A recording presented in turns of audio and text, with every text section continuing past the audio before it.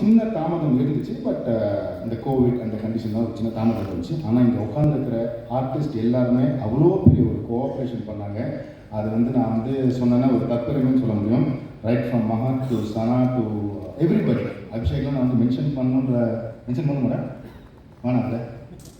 So எல்லாருமே வந்து ஒரு மிகப்பெரிய சப்போர்ட்டாக இருந்தாங்க. நடுவில் வந்து ஒரு பொருளாதார சிக்கல் வந்துச்சு. பொருளாதார சிக்கல் வரும்போது எங்கள் அண்ணன்கிட்ட கேட்டேன், அண்ணன் ஒரு சின்ன பிரச்சனை அப்படின்ட்டு. பிரச்சனைலாம் பெரிய மேட்டர் இல்லை, பார்த்துக்கலாம் விடு. எனக்கு வந்து முரளி சார் வந்து ராதாரவி சார் வந்து எல்லாம் சப்போர்ட் இருக்காங்க, நீ பண்ணு கண்ணமுக்கு பண்ணு அப்படின்னு சொல்லி ஆரம்பிச்சு தான் இந்த ஒரு திரைப்படம். ஒரு பியூட்டிஃபுல்லான ஒரு ஃபீல் குட் ஃபிலிம். ஸோ வழக்கம் போல் இதை ஒரு இடத்துக்கு எடுத்துகிட்டு போகிறது வந்து பத்திரிகை உங்கள் கையில் தான் இருக்குது. ஸோ அதனால் எனக்கு திருப்பி பேச சொல்லுவீங்களா? அவ்வளோதானே, இதோட ஒரு சார். ஓகே. ஸோ நான் எல்லாருமே ஒரு மிகப்பெரிய தேங்க் பண்ண ஆசைப்பட்றேன். Right from director to cameraman to my editor to எல்லாமே. ஏன்னா அவ்வளோ உழைப்பு. என்னோடய ஆஃபீஸில் ஒர்க் பண்ண அன்புலேருந்து பரந்தாமலேருந்து லிப்ரா ஆஃபீஸில் அசோக் மாமாலாம் வந்து எனக்கு ஒரு மிகப்பெரிய சப்போர்ட். பிரதீப்லேருந்து எல்லாருமே. ஸோ எல்லாருக்கும் ஒரு மிகப்பெரிய தேங்க்ஸ் இந்த டைமில்.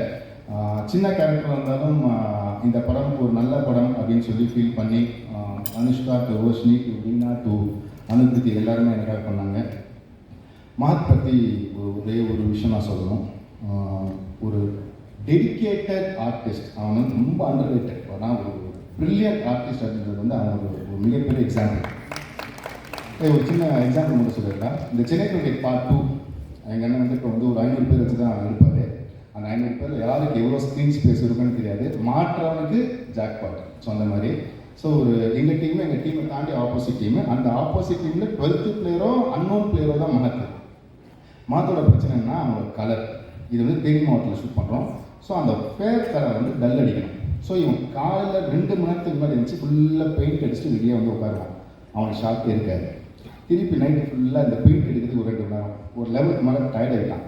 ஒரு நாள் சரி லைட்டாக பண்ண அன்றைக்கி தான் அவனுக்கு ஷார்ட் வச்சாங்க. நானும் ஃபாஸ்ட்டாக ரெடி ஆகிட்டான். ஸோ அந்த அளவு வந்து ஒரு நாள் கூட டயர்ட் ஆகாமல் ஒரு பாசிட்டிவ் வைப்ரேஷனோடு பண்ணக்கூடிய ஒரு நண்பன். எல்லாருமே என்ன கேட்டாங்க, ஏன் எப்பவுமே நீங்கள் ஃப்ரெண்ட்ஸ் வச்சே படம் பண்ணுறீங்க? ஃபஸ்ட்டு படம் ஜெயி, செகண்ட் படம் வைபவ், வெங்கட் பிரபு, இப்போ மஹத் அப்படின்ட்டு.